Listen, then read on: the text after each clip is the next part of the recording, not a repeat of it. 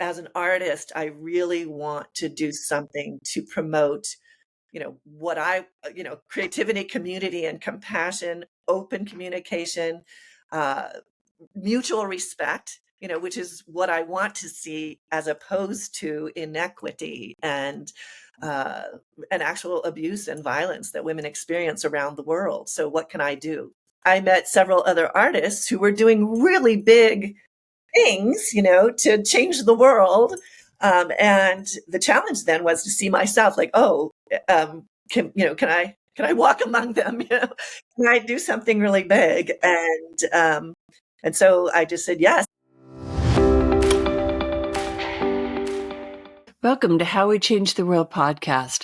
I'm your host, Deborah Rowan, and I'm so glad you're here.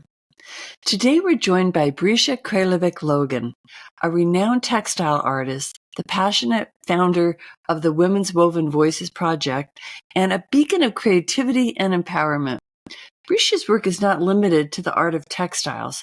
Rather, it's a celebration of storytelling, resilience, and the collective strength of women worldwide. Our conversation today delves into the colorful tapestry of Brecia's life and career. We discuss the origins of her inspiring Women's Woven Voices project, which invites women from around the world to physically weave together the stories of their lives, which Brecia then stitched together into a powerful global tapestry of shared experiences, symbolizing the strength and diversity of women's voices. What I really love about Brecia's work is that it is a testament to the power of art as a tool for social change and for personal transformation.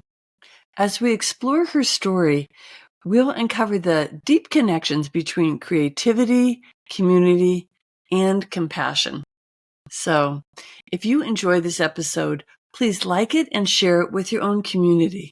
Now, let's dive into this fascinating conversation and discover how Brecia Kralovic-Logan is changing the world one woven story at a time.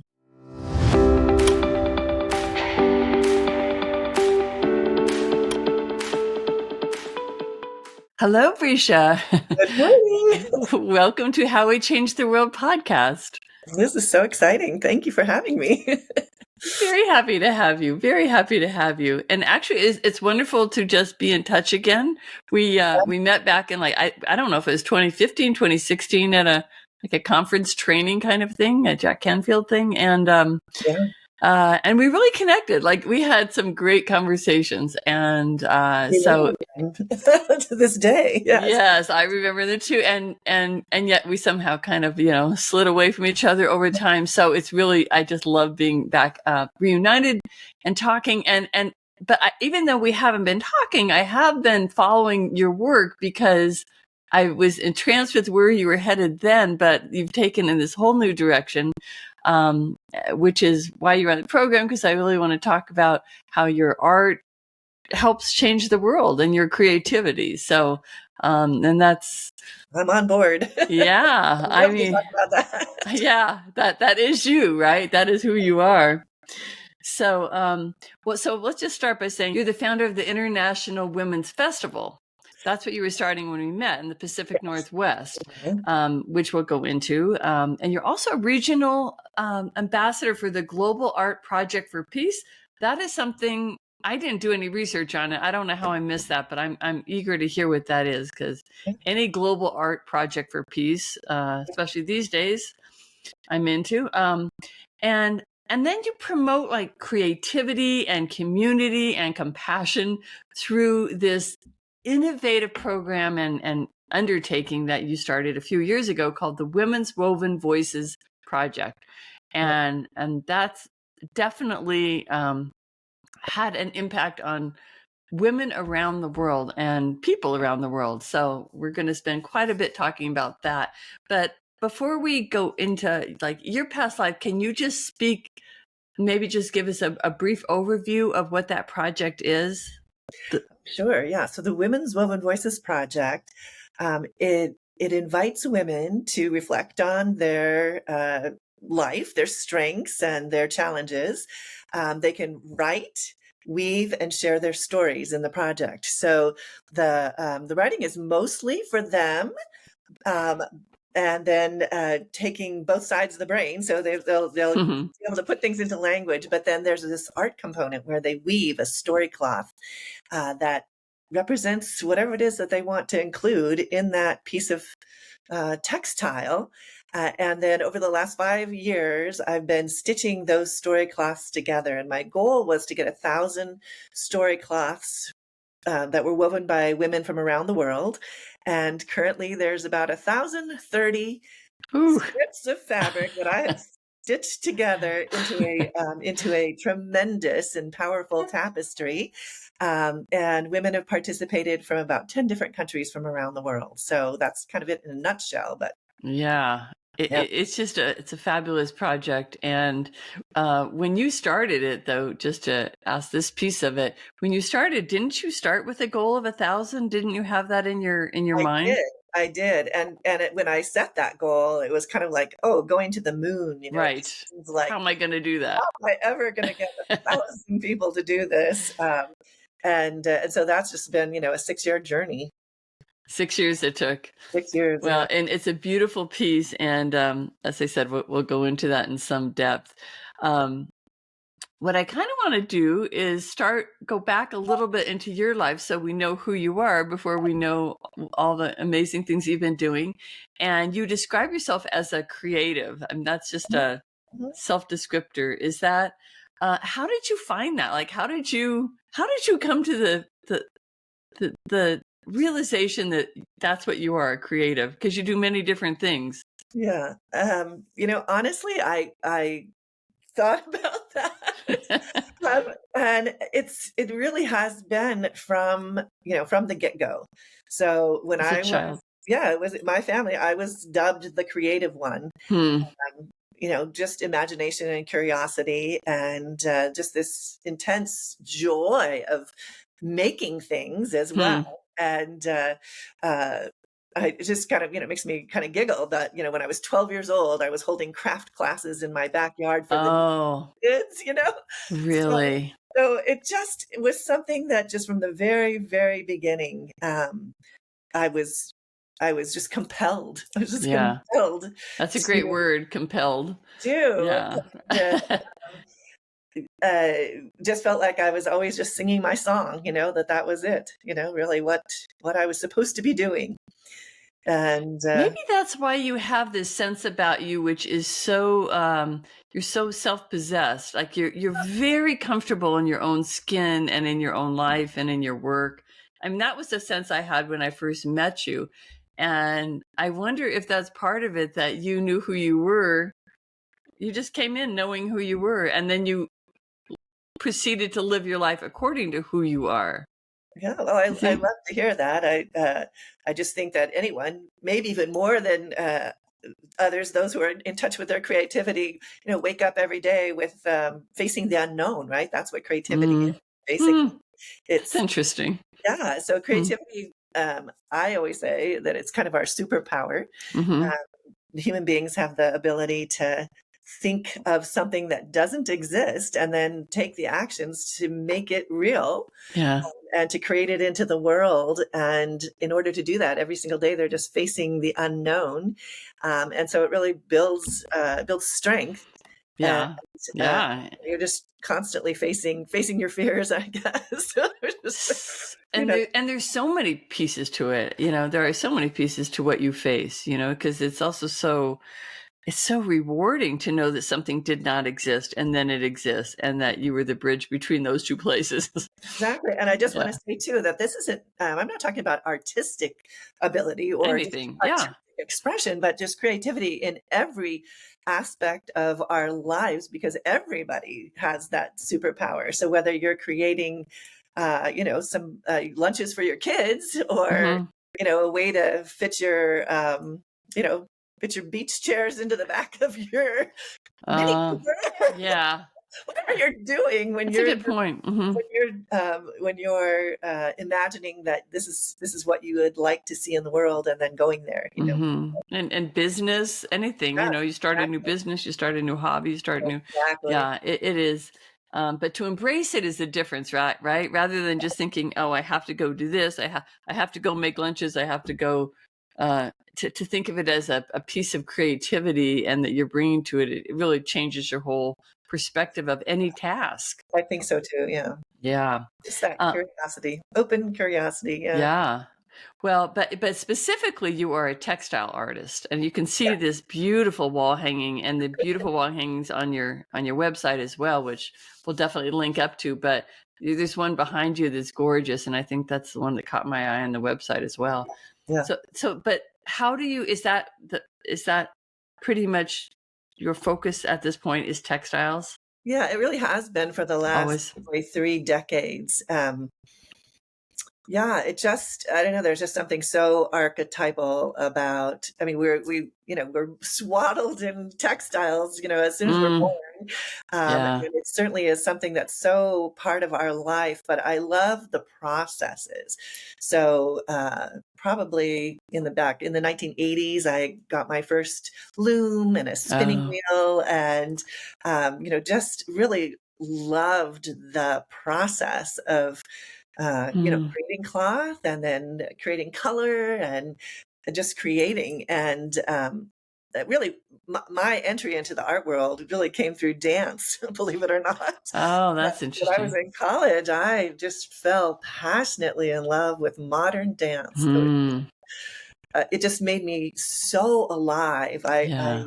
I really, head over Huh. heels. I mean, I Yeah. fell in love and really put myself into it, and then wanted to go to New York and study. And I'm a Hmm. Gemini, so I kind of have this, practical side was along with my creative side. So, I was getting a degree in education so that Mm-hmm.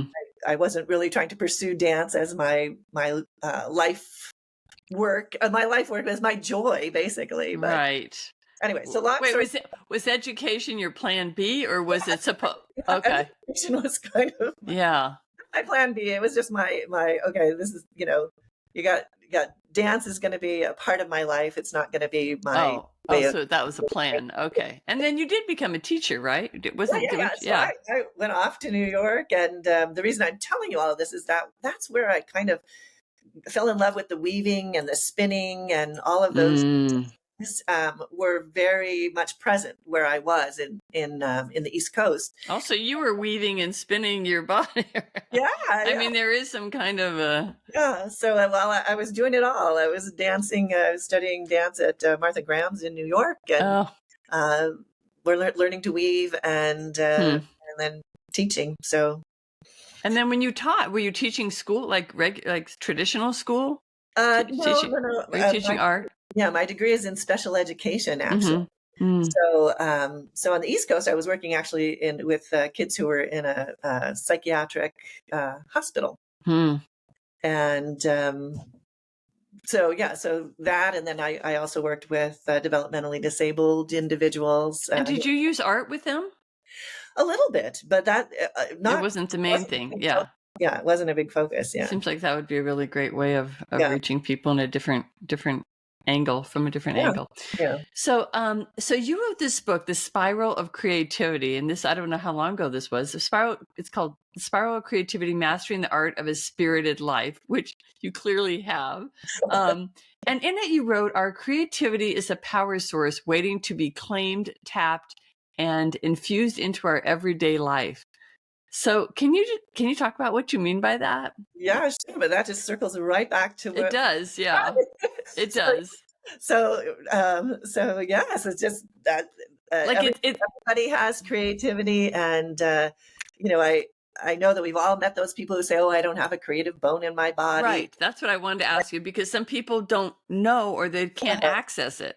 That's yeah, why I asked that question. yeah, I Yeah. think that's I think that was really the mission of my whole book, is really to take people kind of on a journey so that they are really reflecting on their own relationship with creativity, and sort of trying to open some doors and broaden their perspective to appreciate and to tap into the creativity that they have and how to infuse it into their life Yeah. so that it brings them joy, It'd be great for you to, I'm always thinking of jobs for other people to do, but I could see like taking this approach to life into so many, like I mentioned, starting a new business earlier, like Uh-huh. into corporate offices where things can become very staid and very stuck in their ways, and where creativity is just, because creativity is the key to success in anything. I think I don't so. care if you're working out or, flying to the moon, as you mentioned. Whatever it is, it does seem like it could be, you could infuse that anywhere you wanted. Well, let's move back then into women's woven voices. And because as I think you said, I'd like to start with the beginning and how you've been working in this field, but all of a sudden now you're, and maybe this isn't the first time you turned it in sort of a social, wanting to do it for social good, to make Yeah. something better other than just maybe an individual. Like now you've kind of broadened it out on you didn't just go to a city, you went globally, like Yes. let's use it. So how Yeah. did that start? Like what was Yeah. your original, do you have any idea? Do you remember? Yeah. Yeah. Yeah. Oh, of course. Oh, Yeah. all right. Of course. Yes, I do. Okay. So, well, just to sort of address a couple of different things in there. One, Yeah. uh, I have, a long history of using art for community, Oh, you do. and for activism, I would Mm-hmm. say, here locally in California in my community. And so the Women's Woven Voices just really stepped that up into a more global I see. perspective, which kind of takes me back to, you had asked about the Global Art Project for Peace. Mm-hmm. And I'm just going to stick this in here now. Yeah, no, do, because I'd like to hear that The too. founder of that, Catherine Johnston, just inspired me so much. Mm.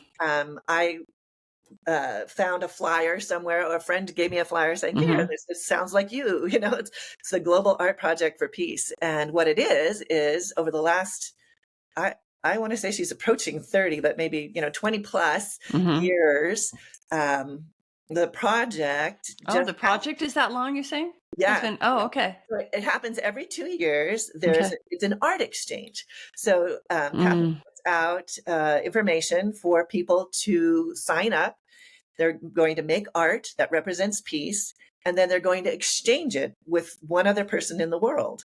And that's all it is it's just, you're going to just exchange your art. Well, she Mm. started out with just set up a little table at ASU in Tucson, Arizona, because she had this idea. It's a great And idea. now every country and every continent on the planet participates. And I think last year, it's like around 70,000 people that participate Oh in. my goodness.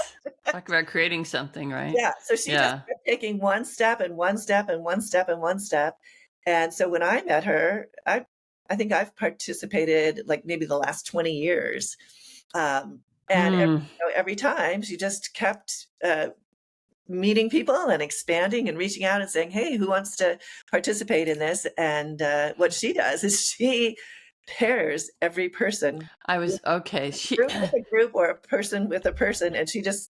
She just Like sits mindfully, like she there. selects them. Yes, yes. Okay. That's And interesting. pairs That's them a up lot of work.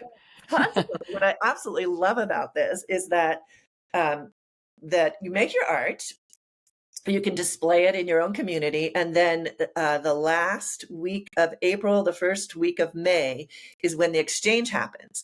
And so, for example, I've exchanged art with people in Germany and Switzerland and Argentina, Canada, all these different places. So when everyone on earth is mailing their art They to are their mailing it. partner, essentially we're just encircling the globe with peace art, you know? So it's just a beautiful hug. It's a big hug for the world. And then she just, she has a wonderful website and travels extensively to promote peace through art. And anyway, so Fascinating. participated in that project really emboldened me to I think that, see. oh, after all of these regional projects that I've done, I'd like to do something really, really big. And the reason was, and this ties back to the first thing that you said that I did was the International Women's Festival, Pacific Northwest, up in Vancouver, Washington, Mhm. which was a huge leap for me because it wasn't something that I was normally doing. I helped a team of women, led a team of women to put on a conference for International Women's Day, and so we had Oh. speakers, and just the whole day Hmm. of focusing on women's issues and Hmm. achievements. Yeah. And so we did that in 2026, and then in 20. Well, wait, did that involve art, or was that not really? Yeah, no, it wasn't about art. No, this is the Oh, whole thing. Like I I see. to a new role, a new leadership. Yes, that was very far afield from what you'd been doing. Yeah. So it was 2016. Yeah, and it was terrifying. It was like this thing where I had, Yeah, I've I, done a few of those. I was like, I, had- what? I had actually participated in a women's festival here in Santa Barbara. Hmm. Patty DeDominic had for 10 years was offering this as a part of International Women's Day. And I was involved as an artist. I set up a women's art show. Hmm. So I was very comfortable with that. But Yeah. then we moved to Washington. Yeah. And when I arrived in a new community, I just asked a lot of women, like, what kind of things are going on? I just finished a women's festival in Santa Barbara. What do you have something like Hmm. that here? And everyone said, oh, that sounds so good. Why don't you do it? Yeah. And I was like, oh, no, that's not what I do. But, That isn't what I meant. it was life changing. It was really life changing Wow. to step up into that role. Yeah, when we stretch ourselves Uh, far, yeah. yeah, I great was, things happen. it Yeah. was a really big thing. So what happened was the second time we did it, we invited these wonderful women who are regional, to the region, who are they either wrote a book or they did something in the community that was Hmm. really admirable. And so we invited them to come and to share their stories at the conference that we put. Hmm. Like role models, sort of. Yeah, Yeah. just stop Yeah. inside, Celebrate. and we said, we specifically knew the power of story. So it was like, Mm. don't bring a PowerPoint, don't Yeah. come to teach us something. We want you to stand up there, and we just want Yeah. you for, whatever, 25 minutes to just tell us your story. So at the end of the conference, the sixth speaker said, well, obviously there was a theme here because the previous five speakers, um, 4 out of the 5 had spoken about sexual abuse as a part of their story. Mm. Their whole story, but they included that was Wow. a part of what they wanted to share. 4 out of 5. And they, went on to do these incredibly inspiring and things. And you didn't see that coming. It wasn't that yeah. To say That they must have been surprising and sort of at daunting. the end of Yeah. the conference, the last speaker said, "Well, this is just, I mean, it's not a surprise because this is so prevalent that." To the 300 women in the room, if you've been affected in some way by Hmm. abuse, would you like to stand? And then, this room full of women Oh, all stood that up. makes me cry. Yeah, I get chills every time I say it, and as we were standing there, I Oh just my thought, God. okay, I Wow. as an artist, I really want to do something to promote, creativity, community, and compassion, open communication, uh, mutual respect, which is what I want to see as opposed to inequity uh, and actual abuse and violence that women experience around the world. So what can I do? And Mm. this, kind of it's all woven together because right after that conference, at that moment, I just was like, okay, these are your marching orders. You're going to do this. And then a couple of weeks later, I was in Belfast at a peace conference speaking with Catherine about the Global Art Project. That was 2 weeks later?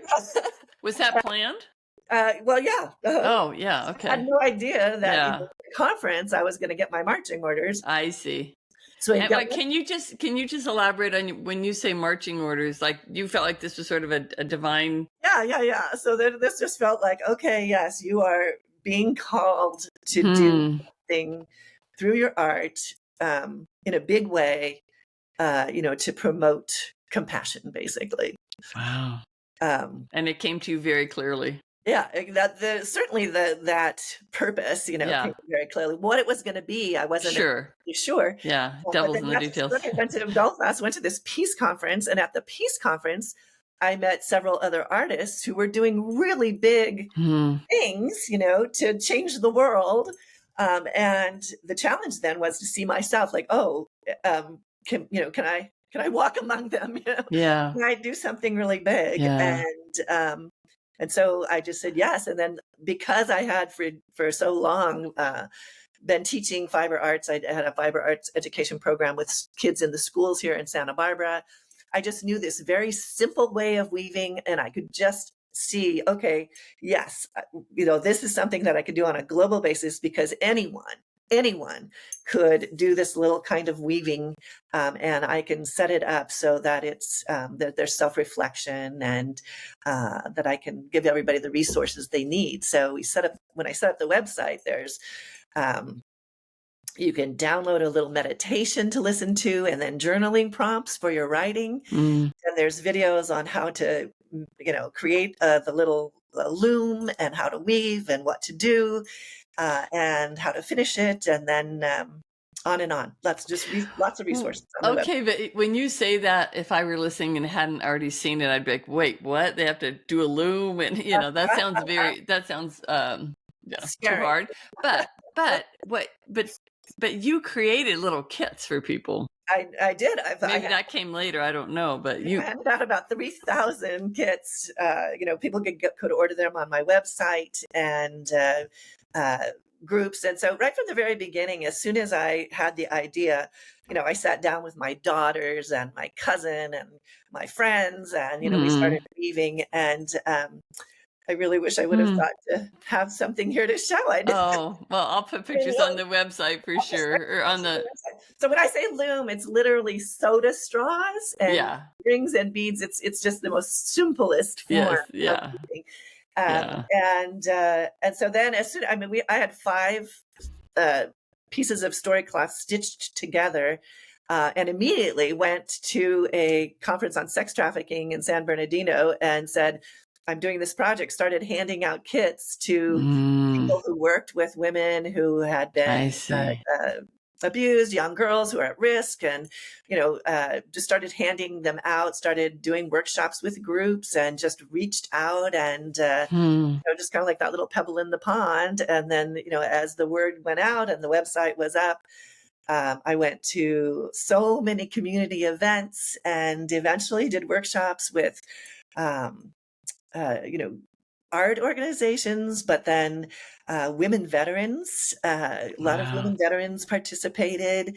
Hmm. Again, I did do a group of. I went to the Commission on the Status of Women and Girls and met a person who had a program for girls who are at risk for sex trafficking. And so I went, and we wove their stories together. I did a group workshop with women refugees in El Cajon who were making a new home after having left Mm. Afghanistan, Iran, Iraq, and Oh my Syria. gosh.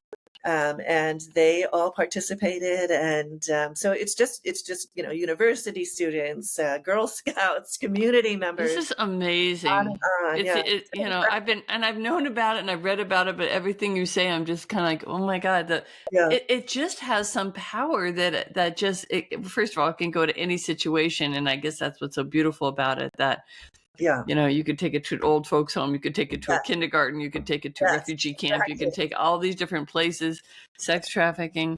So here's the part that I think a lot of people may not get, who are not artists, or not, it doesn't compute somehow, because writing a story, everybody gets that, but Mhm. how do you weave a story? Yeah. Yeah. So essentially, the people are just invited to do whatever they wanted to do. And so some people used the journaling prompts, and then, one prompt is, what brings you great joy? What makes Mm, you feel whole? What challenges have you faced, and what strengths did you bring to them? And so mm. whatever they wrote, they picked a color for that. And then they just, Oh, as they were weaving, it'd be like, okay, red is for my joy, and, blue is for my, you wow. know, my tenacity or whatever. And Hmm. so they created that. Other people did chronological. A couple of when I was in a workshop, a couple of women shared with me that it was a mother-daughter, and the mother was born in Minnesota. So the first thing is little white yarn for snow, and Oh, then the next little section of yarn had to do with something that happened to her in her childhood. And then she jumped ahead to getting married and having her kids. And, oh, people represented their, births and deaths and uh, divorces and degrees and, any wow. part of their life, they Yeah. could just weave it in. Other people just gathered together, yarns that they liked and just started weaving and just let intuitively let things kind of Hmm. bubble up and just, we're kind of a little bit more, you know, intuitive about it of just, Yeah. whatever the Whatever. colors were. And I'll tell you a couple stories. Okay. Yeah. So I'd love to hear. one of the first participants was an 85-year-old woman who said, "I'm not going to write anything. I don't want to write anything." I Yeah. said, "Fine." She said, "But I will weave." So she just got together some yarn and just started weaving. And on it went. There wasn't any, there was no chronological order, or the yarns Hmm. didn't represent anything particular. But she said, as I was weaving, I was really thinking about my life. And I Wow. knew that this woman had been in a relationship, a marriage where her husband, um, just smacked her around a little bit when he didn't think she was in order. Hmm. And she didn't consider that abuse. Mm.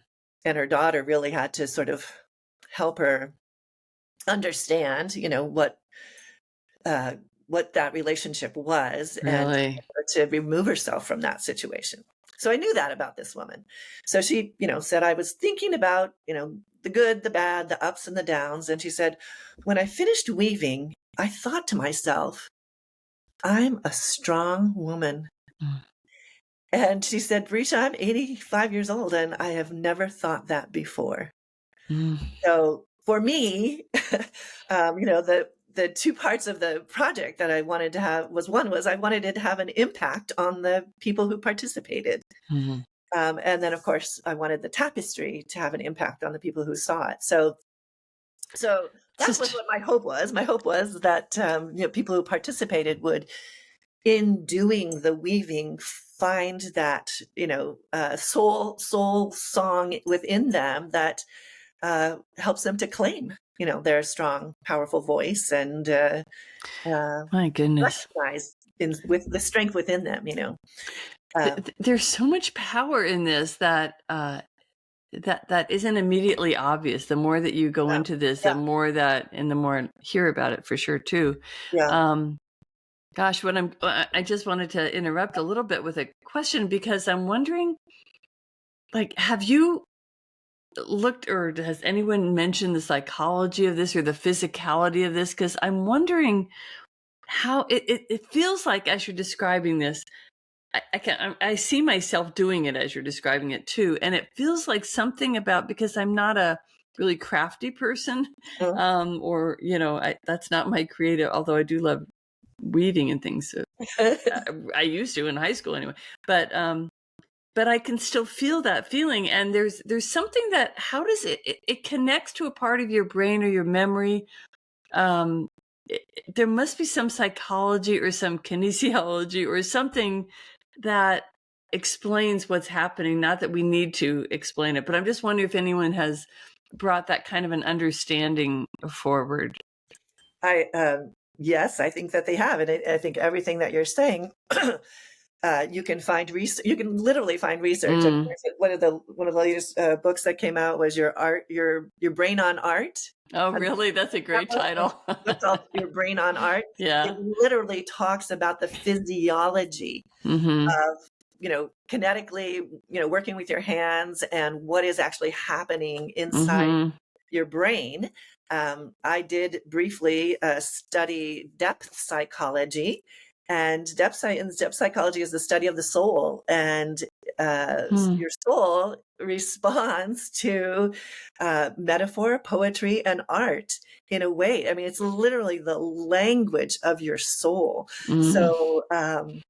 So Hmm. yes, so you can look out, you can find all kinds of Yeah. research, um, the neuroscience of creativity, basically. And when you're working with color and texture, I'm sure that's like the dopamine in your brain must just be going crazy, as well Yeah. as the song in your soul. So it's Right, but as well as though the trauma that's yes, lodged. I mean, yeah, that's what I find so interesting about this 85-year-old woman who had been abused for so many years and didn't have access to it almost. yeah, And then through doing that, she accessed it and not just accessed it, but healed it.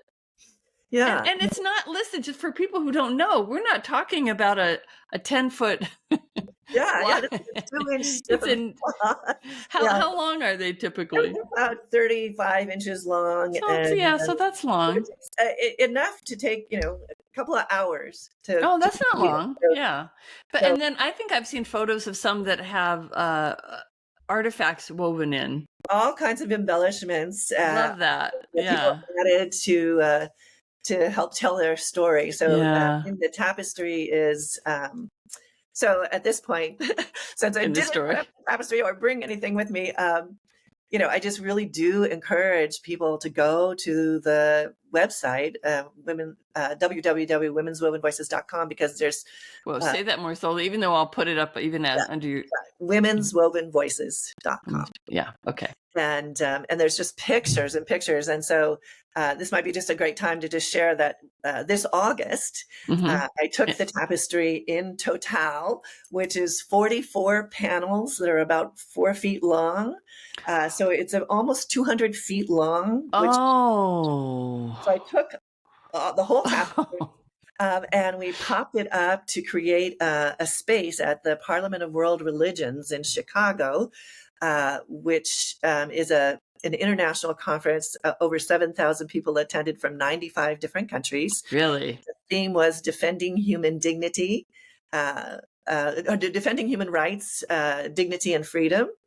And we set up a specific space for women's programming. We called the Women's Village, and the entire tapestry just circled the space where we did ceremony and Hmm. gatherings, and we had an earth altar, and people participated in the Women's Woven Voices project, and we had a croning ceremony, and it was Hmm. just so beautiful. Yeah, so we were there for a week with the tapestry, with people from all over the world.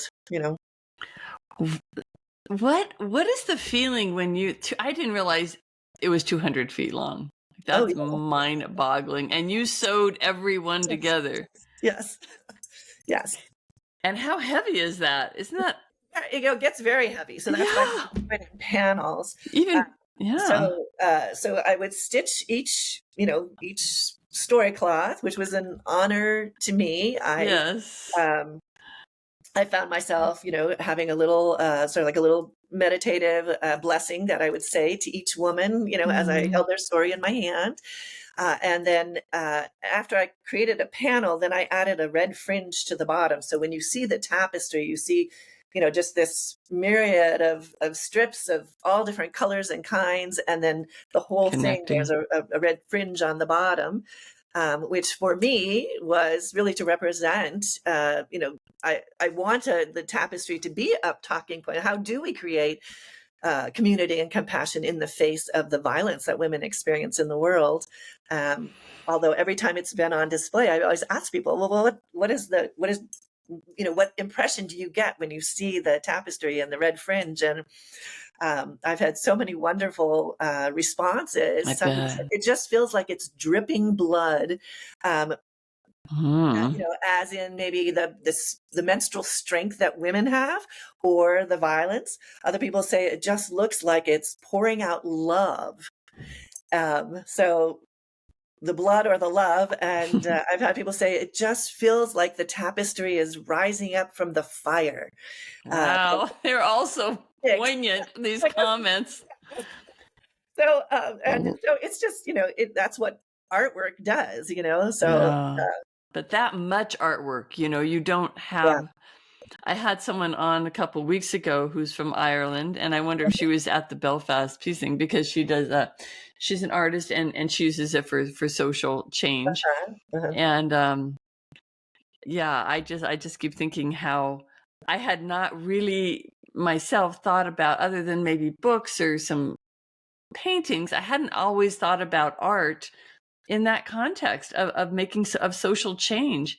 And Right. yet, and then last week I had someone on gardening who is like the power of that in making social change, because it relates to so much climate change and what you do with the soil and seeds and so forth. But anyway, just I love how, and I have to say, it is predominantly, at least this is what I've been exposed to, women who are finding this connection, that there's such a depth and a creativity and a inward expression that comes out in art. Yeah. And we have so much pain around the violence in the world and the inequality and what we're facing with the planet and so forth. It breaks our hearts so much collectively. But I do feel like I've seen women pull this art piece in, so does a Banksy, and so do many, many people, men too. But I myself had not really put together how important art is to social change, and it's critical. And actually, textile art has been used, continuously. The quilting bees, and I was traveling on the way to Chicago Very and good point. Yeah. stopped at a rest stop, and on the rest stop there were these tiles with quilt patterns on them, and then this wonderful story about how the women would create these quilts that were actually coded for the Underground Railroad. No, really? So if they hung a certain quilt out on the line to dry, then that gave the People who coming up from slaves the who are coming south, up. Yeah, really. slaves coming from the south, a signal that was either, it's dangerous, don't come, or, you're welcome, go to the barn or whatever. And there was an entire code through the quilts. Uh, I've had chills so many times in this conversation. That was another one. There must be a book or something about that. If there isn't, well, it there is. needs, Oh, yeah. yeah, There's yeah, lots of, if anybody yeah, wants to find out more about how I do. textiles have been used in activism, Yeah.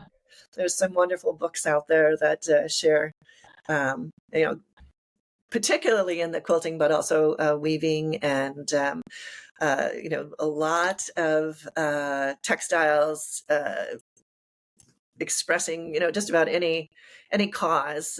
People oftentimes say, "Oh, this reminds me of the AIDS quilt." Uh-huh. So Right. No, you're right. I have seen things that those, yeah, I yeah, definitely, when you start to think about it. And even again, to refer to the um, uh, Jennifer Jewell, who was the gardening expert, who spoke when I think about weaving, she was talking about, and we've all heard of this in some regard, but she was talking about more Native Americans oh yeah, um, or or women from Africa who brought, and even Palestine, she was trying, that they put seeds and they weave yes, them in their uh-huh, hair. So they're uh-huh. weaving, as a Yeah, way to, so it does, that yeah, theme, I guess, has definitely been, it's yeah. nothing new. Let's put it that way. And that tie with social change is not new either. That But incredible resourcefulness, and yeah. I do want to say that some men did participate as allies in the project, and certainly every time that I've displayed it, men have come forward to express their support for um, you know for working towards solutions Hmm. to Yeah. violence, Well, sexual yeah. abuse, that sort of thing. So Yeah. that that there is that allyship. Oh, But definitely. And not even just allyship, but working hand in hand. yeah, yeah, I'm yeah, just I think for a long time that it just wasn't so visible what women were doing, and now it's just become, at least maybe it's just my awareness has really been um awakened in terms of the all over the world what women are doing in ways like this, yeah. that what you're doing, using Uh-huh. creativity, using interesting ways to, like if you're looking at climate change, don't just look at the science of climate change. Bring in the heart and the Yeah, soul and the emotion and the inequity and the hope and the pain yeah, and yeah. everything. And those are all emotions. They aren't science. So we have to do something with all those emotions. And art Right. is just a beautiful thing to do as a way of expressing them and making others aware, which your your tapestry has done. Gosh, what do you feel like when you see a 2-mile long tapestry that It's not I two mean, miles. oh, sorry, what did I say? 200 feet? 2 miles. No, All um, right. you know, it's still just, gives me goosebumps and makes my heart so happy. A lot of times when people see it, it's so tremendous. And I encourage everybody to walk along. It's really almost like a little pilgrimage because each one is embellished in different ways and different colors, and you can walk the length of the tapestry. And people say, "Well, how do I know what the stories are?" And I said, "Well, You might that's not. you don't know, you Yeah. don't know, but Yeah. the bigger story is that 1,000 people's stories are stitched together into this colorful textile um, to promote compassion in the face of inequity. And clearly, that this piece of artwork, it just emanates That's what I'm this wondering. power. And Yeah. like, when you're Yeah. standing with it, Yeah. you just feel the tremendousness Yeah. of women in community. I It's like got the power of standing vibration. under a waterfall or something where Yeah, you just feel like exactly. something inexplicable. It's bigger than you. It Yeah. feels like divine, like it feels godlike or something. And that to me sounds like it would have the similar impact. And so, where is it right now, physically? It's physically here at my house. I Oh, can I can fold it up and just have it stored. It's it should not be in storage, my dear. not in storage at the moment, but it was a very big uh, event for me to participate. So it took a whole year Oh, of course. working with the Women's Task Force and creating the Women's Village, and then Mm. having, going and setting up the tapestry and installing it, and then there for the whole week and then back. And so it is also a little bit of a like a pinnacle. Yeah. Uh, I had taken it the summer before to an art conference in Tennessee, and in the meantime, it's been exhibited, throughout the United States in various different Mm. places, art museums and communities, and um, Okay, so it goes in and out yeah, of it goes in. display. I Uh-huh. see. And my current goal is to do a little something here in Santa Barbara, hopefully around the month of March with the Women's History Month and International Women's Day, and then Hmm. really just continue to have it be available for people to just amplify things that they Yeah. are doing to create compassion in the world. So I wonder, I would think that this would be a natural outflow of this project that people might on their own just take the idea and do it oh for their yes, workshop, right? Like they oh don't yeah, need your packets or your oh yeah, yeah, permission or oh your help yeah. or anything. You could just say Yeah, well, I mean, I anybody could. offer my help freely. So my website does have resources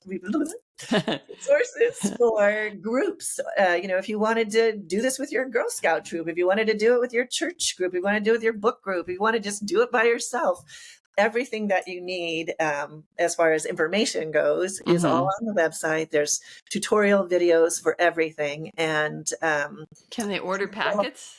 And well, first of all, you said you're available. I didn't mean to over talk you I'm available so people can, for contact advice. me if they have any questions. I'm I'm not making the kits to provide anymore. I think Hmm. I think I reached about 3,000, and Enough. it's very simple. So if somebody wants to Yeah. do it with their group, they can put it together now. So there's instructions on there how to create your own kit. Yes, exactly. Okay, that's There's yeah. instructions on everything, Yeah. and at this point, we put up a page called the Global Tapestry Gallery, and so far one person has sent in their picture. But I would just be happy for people to just do this. You could, weave your story cloth. It's a beautiful thing to do. And you can send us a picture, and we'll put Mhm. it onto the gallery, and hopefully they'll just be the Hmm. tapestry will continue to be all Oh, international, all around the world. I Yeah. love that idea. Yeah. So did you do one yourself? Were you the Oh, of first course. one? Yes, I did. So I you spent knew of what you speak. Yeah. my 2 daughters and my cousin, and we did it together, and, uh Did you find it? Did you have a similar experience to the women that you've spoken of? And you had another story, which I thought I wanted you were going to share about. I could Yeah, because I am curious what other experiences were. But did you have a tactile experience or not a tactile because you had that, but did you have that connection with your life that you I did. I did. did you learn anything yourself? That's a great question. No one has ever asked me that. That's a great question. What did I learn It's doing been my so long now too, right? You've heard so many other Yeah, stories. it was a long time ago. It just, for me, just a lot of joy bubbled up, just thinking about what things in my life were important. Something as simple as, well, I don't know if it's simple. It was incredible. I was a Girl Scout growing up. Mm-hmm. And, that just opened up all these adventures for me. I had Hmm. lots of, camping and uh, Mm. being out in nature. Also, my love of making things and, Yeah. uh, Yeah. you know, building my own sense of self and confidence. I could make a fire and whittle a Yeah. stick and Yeah. backpack and, all of Yeah. those things. And I specifically remember, and I actually put my little Girl Scout pin on mine Mm. because it was an experience that did feed my sense of self and strength. Mm-hmm. So that's something I Is will it share. is it colorful? It's well, I made it all with yarn that I hand dyed with natural dyes, so it's very earthy. Well, why does that not surprise me? I That's a went great way to do it. Another participant who was in the very first panel. She wove her story cloth, and it was interesting because it was bright pink and turquoise in some spots, and then brown, and then there would be some more pink and turquoise, and then brown, and then pink and Hmm. turquoise and brown, and then at the top a lot of pink and turquoise. And so she said, "Well, I had a lot of challenges in my life. My mother died when I was at 11, I believe. Um, and so the brown represented what she said, my siblings and I called it caca. Yeah. Hope we Okay. don't Nice like way to put it. that's what she said. So I wanted to uh, represent that. And yeah. then the pink and the green was, my creativity and my way of moving past, that challenge. Yeah. I Then love that. she, there was brown, brown, brown. Yeah. She had gone through a divorce. She had cancer.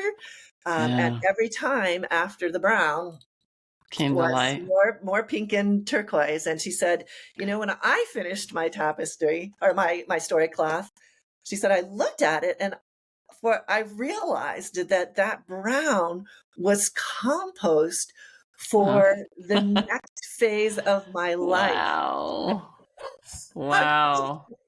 I mean, what a beautiful insight. You Yes. wouldn't have that insight just No. writing. You have that No. insight because it's the color and the textures that you're choosing. It's all very intuitive. And, she wasn't thinking of that. She was thinking, okay, I'm going to represent those challenges with this brown. Yeah. But in the end, wow. It also, she said, and that was just also the fertile places where I put those seeds of what I wanted to grow next. And so, And she had no idea well, that she was doing that throughout her right, life, right. which is just such a great, it seems to me like the most important thing in this process is honesty, because you're Mhm, really mining your life for lessons and for mhm. how has my life been, like I was just thinking when you said the brand that you could stand back and look at your own tapestry or your own Story. weaving and get a sense of how you've experienced life and Yeah. how life has experienced you too.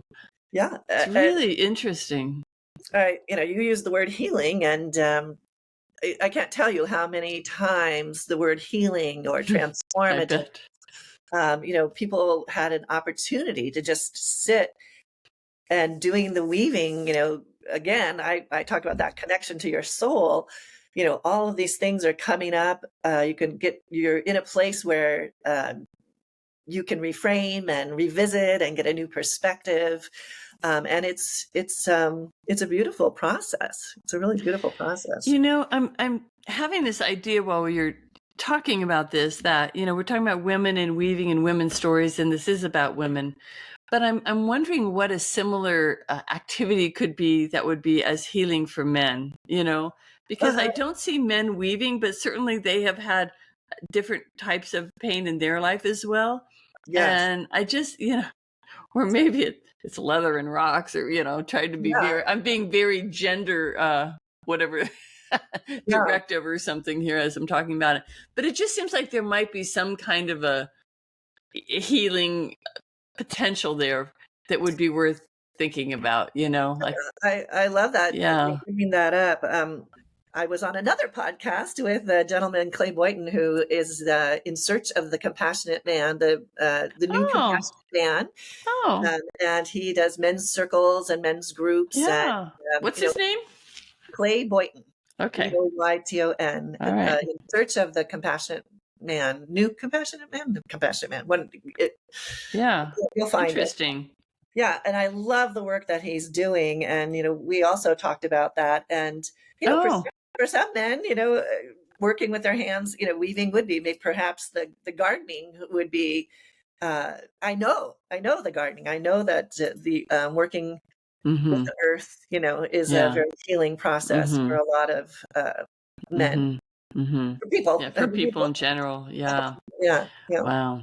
So right now, you've kind of put this huge project, you brought it to completion, and I do you think you're going to like switch gears maybe and go into something different now other than working with it locally? Or are you kind of, I mean, you put so much into this for so long. Are you kind of in a, like the ground is right now, like kind of put it to bed for the winter and gonna see what sprouts in the spring? That's exactly what I'm doing. Yeah, so I am. I'm just really trying to. I kind of tried to sort of clear my deck a little bit and just have a little time now to think about it. And I will journal. Yeah. I will listen, and I will. Right now, I don't want to be pushing out. I want to just sort of take some time to let it Yeah. incubate what's next and where it could go. And I've had a lot of ideas, and people are generous with their ideas of things that could Myself included. happen next. And so I'm kind of content right now to just sort of be Yeah. letting it, just listening, I guess, just letting it set for a little bit and listening to what is calling me next, where does it Yes. need to go and what should happen with it. And yeah, it's been, I mean, what an incredible 5 years, I guess I said 6 years, but Yeah. 5 years of Yeah. my life. It's been Yeah. Well a very, spent. very beautiful experience. And Yeah. I love the idea of listening, I yeah, just relax and listen. I haven't had the opportunity to take a long time to do that for a while. yeah, mhm, But so I'm a little bit jealous. yeah, But I think that when you don't have those long periods of times, it's so valuable to, I mean, I definitely do listening session myself each day. I heard it was funny because I've always done this thing where I'll do a prayer for a while and some type of praying of some kind, and then just like instead of meditating, I just listen for 20 minutes, and I really try hard to listen. mhm, And I feel like that one practice has changed almost everything about my life. And it took me so many years of meditating to understand that. And I think so if we don't have time to do as you're doing now, is maybe take a little resting and recuperating and listening, that we need to fit it in. And what better way to do that than weaving? You yeah, really have this image in my head now. yeah. We've got to get to weaving a story cloth for sure. I will definitely do that. I mean, there's just no question. Good, good. In fact, I'm really looking forward to it, and I'm sure a lot of people that are listening to this are chomping at the bit as well. If you were to, as you talk to, I don't know if I don't know if you only have daughters or sons, or do you have two? I have a son and two daughters. Okay, so do they? I mean, are they artistic, or that's not even the question. That's not the question. My question is, what kind of advice do you give to people who are, like, say, the next generation or even the one after that? How do you start to bring creativity into your life? And how, even if you're, no matter what your career, no matter what you're called to do, how do you advise them, or would you, or do you? Yeah. Well, okay. I mean, I don't want this to sound like a sales pitch, but in my book, Pitch what I away. use the spiral as an acronym. So essentially, S for spirited, as in like just taking time to reflect on who are you, what are your strengths, and what is your spark? What sparks you? P is for passion. So really, Mm.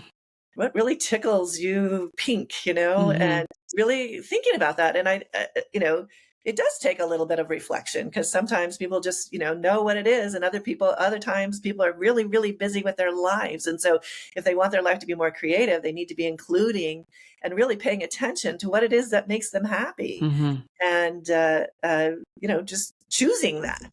So, and Mm. then I for intuition and minding that. And I love that listening practice. I mean, that's a great way Mm. to really connect with your intuition, is really just by doing things that help you listen. And Mm-hmm. for me, it's always going out in nature. Mm-hmm. If I am thinking about something, then just literally walking out the door, Mm-hmm.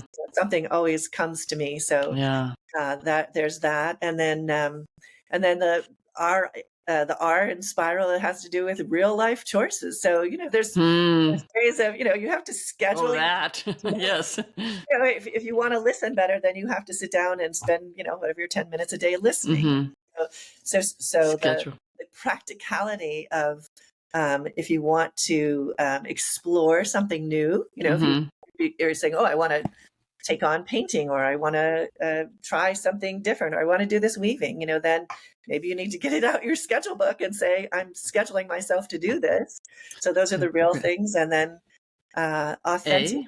A. Authentic is really, Mm. once again, turning into your own authority. And Hmm. whatever phase in your life, you've had so much outside authority that, sometimes we find it hard to even claim our own inner Mm-hmm. authority. So giving that some thought. And then I L love again that. is life choices. It's like, who's driving the bus? You make your choices, right? You want to choose joy, and you want to choose beauty, and you want to choose compassion, then that's what you need to choose in the face of whatever else is in your day. So gratitude practice is, Mm-hmm. I just set up my newsletter and put a little link to this wonderful site on the neuroscience of gratitude. Oh, Just huge. taking time to appreciate literally releases the chemicals in our brain and our body that help us to release tension and relax and uh, Mm-hmm. feel well-being. So So, okay, so Spiral, that is such a great acronym. I had forgotten. I saw, I think you have a video on that on your website, don't you? I About do. talking, yeah, and I haven't seen that in a while, so I'm really glad you mentioned that. Which you created this Spiral acronym too, which is just another, I mean, your creativity is just like spewing out of you. Honestly, I feel like I've been to a master class in creativity and social change. I really do. It's just been spectacular. I mean, I didn't know, I feel like if we talked for 2 more hours, I would get 2 more fresh hours of new stuff, because everything that comes out of you is like creative. It's amazing. Are you a good cook? I love to cook. Yeah. I just thought you might. Do I love to cook, and yeah, so I actually have some bread dough in the oven right now, right? Not in Of the oven, course you do.